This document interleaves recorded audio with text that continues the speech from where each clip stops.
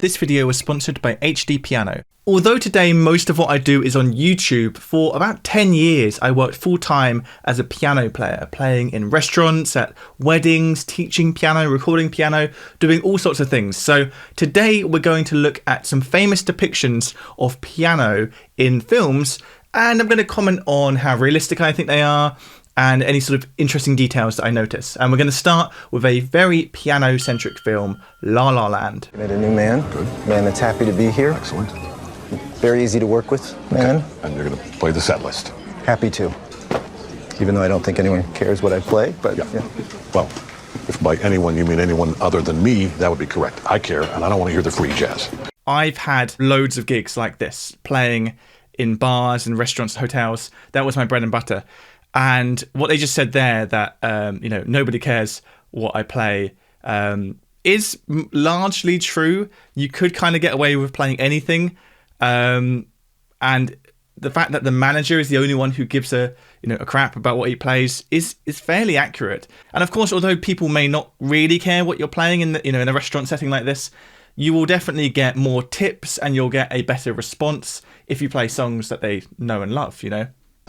How about all for you and none for me? That's perfect, yes. Great. Okay. Okay, mutual decision then. Right, made by me. Right. And I sign off on it, so. Whatever, tell yourself what you want to know. Well. Sort of putting a dollar in the tip jar like that, that's something I used to do as well. Not a dollar, a pound. It reminds people, despite the fact he's written tips on it, it reminds people what that jar's for.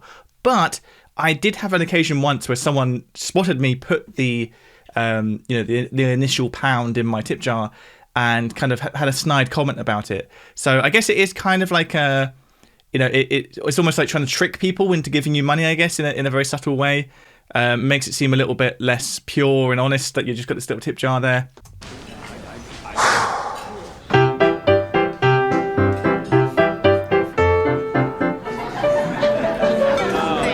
I remember thinking this when I first watched this film, that the fact that they've used Christmas music here and set it at Christmas, I think was a clever idea to make it clear to any audience what music the piano player should be playing. At Christmas you should be playing Christmas music, and I very much experienced that.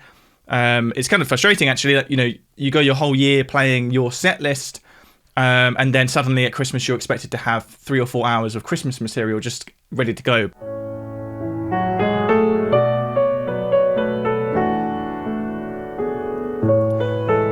A lot of the music from this film as well, around this time, I would be requested to play a lot.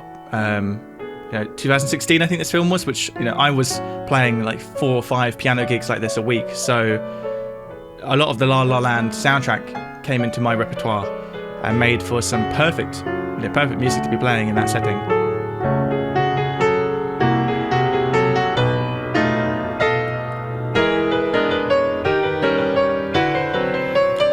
So yeah, this is where he gets a bit to quote the manager, free jazz.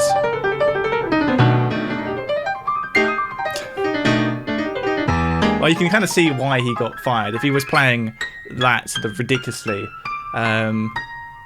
But they had to make everything over-exaggerated, right, to hit home the message here. Okay, next we have Groundhog Day. And not to spoil it for anyone who's not seen it, but I think it's been out long enough now. Groundhog Day is all about someone who keeps experiencing the same day on a loop. So what happens in the film, one of the many things he does across his time in the film, is he takes a piano lesson every day. And of course, from the teacher's perspective, it's always his first lesson, but he's going back there in this eternal loop, and he slowly learns how to play the piano over the course of this film. Now, in sort of one of the final scenes of the film, there's a big dance, and he's playing with the band, and he's really good at piano now, unlike at the beginning of the film where he couldn't play. So let's have a little watch. Quite a Billy Joel look going on, hasn't it?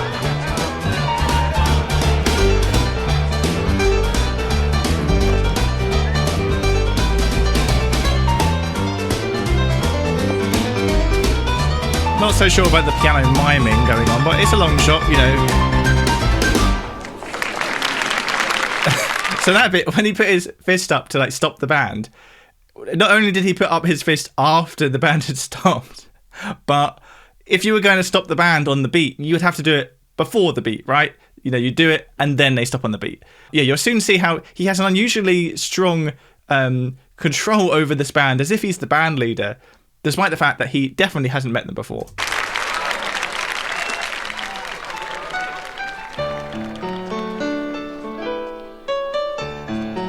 So now this is a classical piece. This is Rachmaninoff.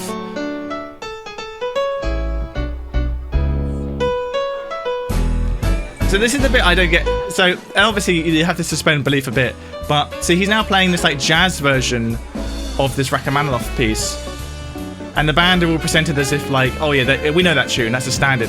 This is not some sort of standard that they could have just started jamming. So this band are just the most talented band ever to just be able to be like, oh, this guy's playing a jazz blues jam of a Rachmaninoff piece. Let's just jam along.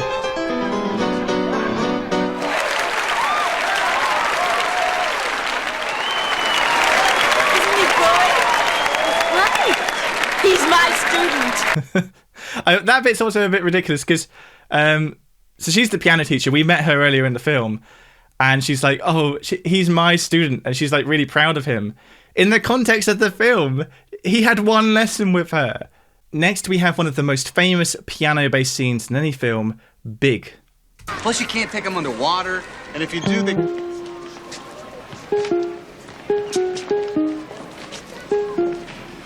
Neat.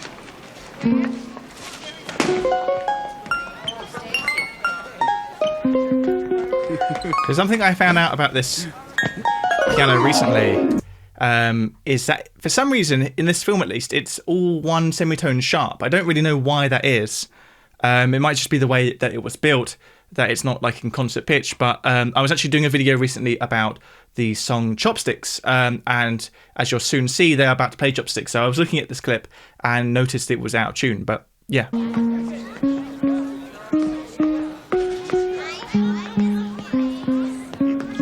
Piano lessons. So when I first watched this, I assumed the way that this keyboard worked was that the keys were already like kind of lighting up anyway, and the actors were just sort of following the lights. But in fact, both these actors practiced for months with like a cardboard cutout version, so they actually performed this all themselves. This is completely accurate, completely real. Like the sound we're hearing is the genuine sound of their feet, and you can kind of tell that because when they step sometimes onto two keys, and you can hear it.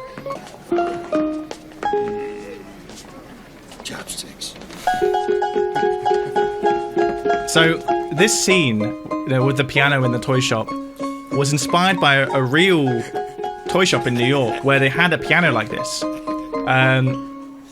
Basically, there was this guy, I think his name was Remo Saraceni, and he had built like a massive piano like this that you could play with your feet, and it was being housed in a toy shop in New York, and somebody who was like a casting director or something spotted that, and long story short, it wound up inspiring this scene.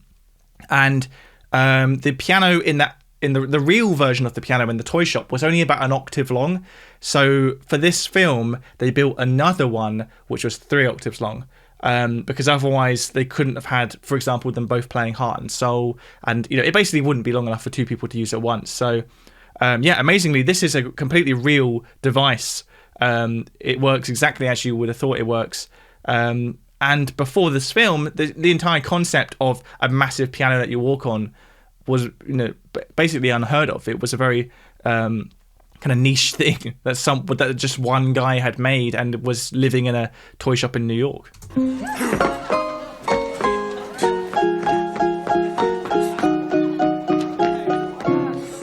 So like just there, you saw Tom Hanks kind of step on a dud note, and we heard that dud note. So that confirms for me that they didn't overdub the audio afterwards, because it's exactly matched to the lights.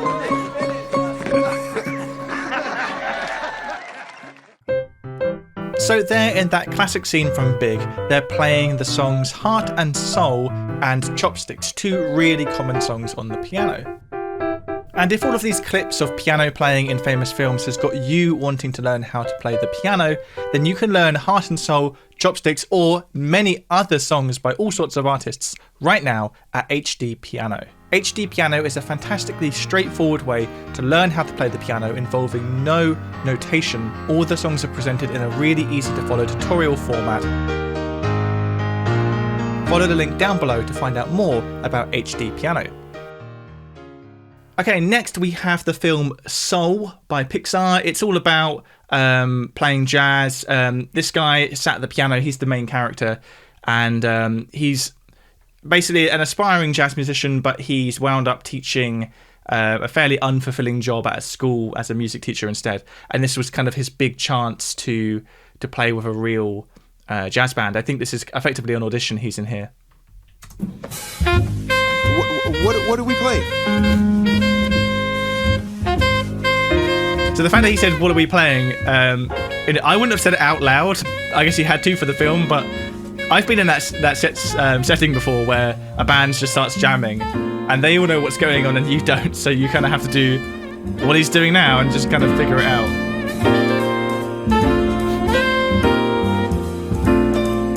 In that moment there, it sounded like there was 2 saxophones, but there's only one on screen.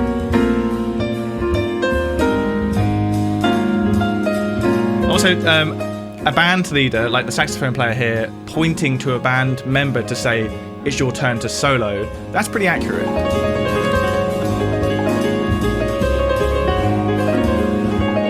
This looks pretty accurate, all of this piano playing.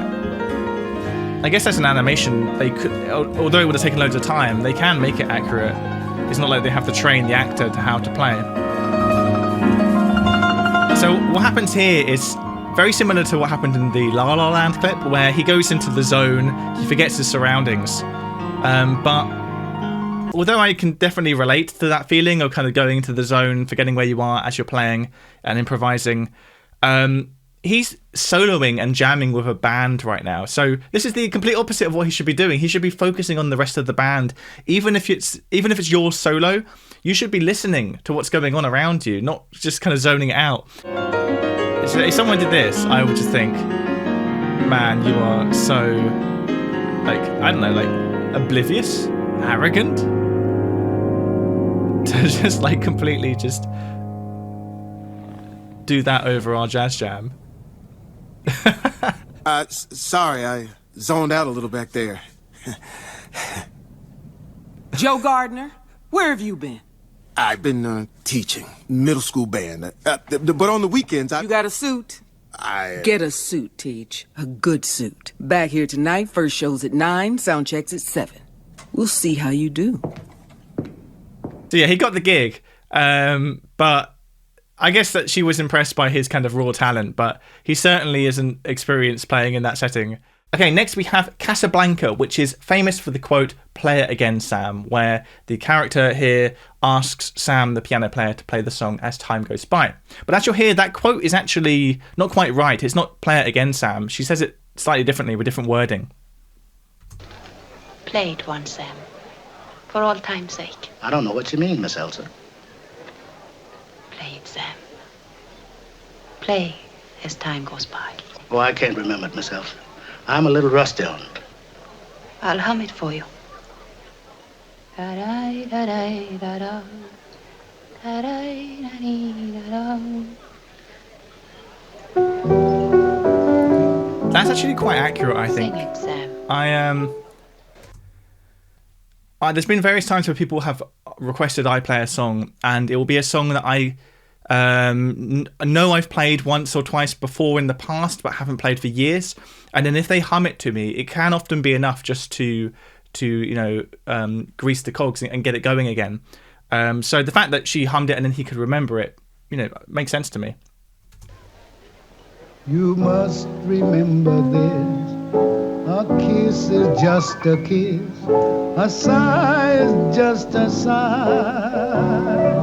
Now, this song I've played this song so many times. It's such a beautiful song to play. As time goes by. Now, Of all of the songs that I've been requested to play as a piano player, this is perhaps the most common request. Usually from the older generation who, have watched this film. This film came out in 1942, so younger people probably haven't seen this film as much. I've only seen it because of this famous scene, so I watched the whole film. But there's actually, I still play one regular piano restaurant gig, and at that gig, there's a couple who come in. I think they're in their 90s, and they once requested this song, now what I do is as they come in, I play it. Just the moment I see them, I start playing it, and they always buy me a drink as a thank you. So it can be such a beautiful, sentimental thing to play somebody a song. And actually, over the years, like at different residencies I had, different people, like regulars who would come to the restaurant or the hotel or whatever, they would have like a song, and I would like know their song, and as they came in, I would play it for them. When two lovers woo, they still say I love you. On that you can rely. No matter what the future brings as time goes by. Sam, I thought I told you never to play.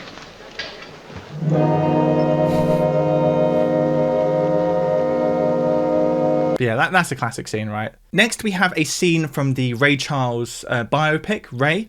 And this particular scene is a flashback to Ray's first piano lesson.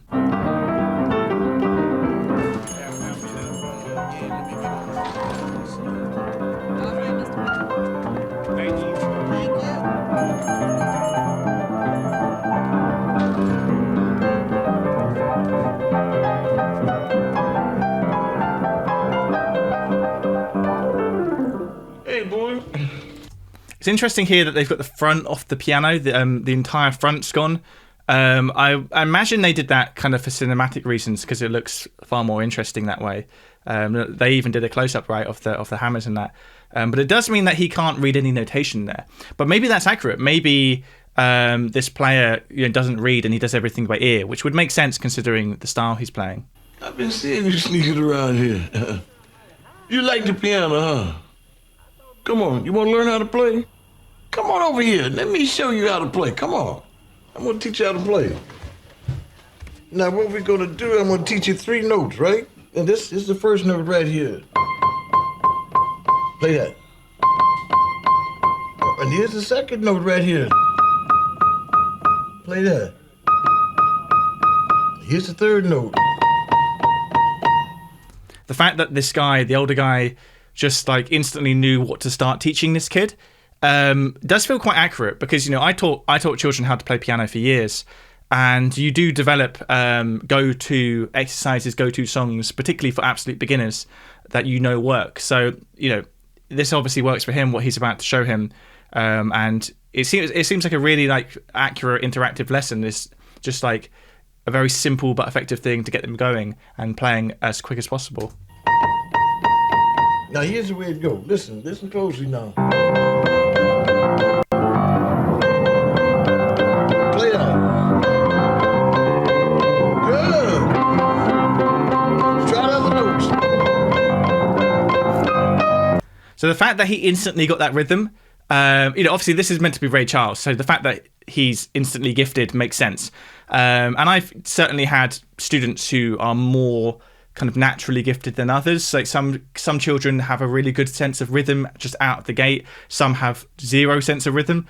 But here, he instantly clocked the rhythm he was meant to play. And on top of that, the teacher was like, "Oh, play it like this, da da da da da." And I feel like a lot of my students would have tried playing it on the same note I played it on, because to an experienced musician, you think of C down here and C up an octave as the same note, right? Because they're both C's. But when you first start playing piano, they're not the same note to you because they're different keys. And you haven't got that sense yet of like, oh, some of these notes are effectively copies of each other. So, obviously, it made sense for the film to not kind of drag out this lesson and have Ray making a bunch of mistakes. But yeah, Ray has definitely picked this up super quick. But I like the lesson style, just like instantly getting him playing and like the teacher's doing the heavy lifting down below, and the student just has to play a few notes up above to get that sense of like musicality. And the last clip we're going to look at today is from the Aristocats, Scales and Arpeggios. Every truly cultured music student knows. So as you can imagine, the notes he's playing on the piano aren't actually accurate. It's a completely wrong key, but they do get the contour right, so it looks to be like the right, what you would expect, right? Like, you know, it goes down when it goes down, it goes up when it goes up. It's just not necessarily playing the right notes. Music ringing from your chest and not your nose, while you sing your scales and your arpeggios. If you're faithful to your daily practicing, you will find your progress is encouraging. Do me, so me, do me, so me. So this do me, so me, do me, so, that is what's called solfege. You probably also recognize it from another childhood film, The Sound of Music, right? It's an old school way of teaching how to sing, at least in the English speaking world. Singing do, re, mi, fa, sol, la, ti, do is how English speaking children would have been learned how to sing around the first half of the 20th century. But if you live in a Spanish-speaking country, an Italian-speaking country, many other countries, solfege, do, re, mi, fa, sol, la, si, is actually your default note system. You don't even use A, B, C, D, E, F, G like we do. If you want to learn more about that, I actually have a video all about solfege and how it's used in different countries. It's linked down below. So it goes when you do your scales and your arpeggios. But yeah, there's our clips for today. If you can think of any other films that have a classic piano scene in it that I should react to, let me know, and maybe I make a follow-up to this. But thanks again for watching.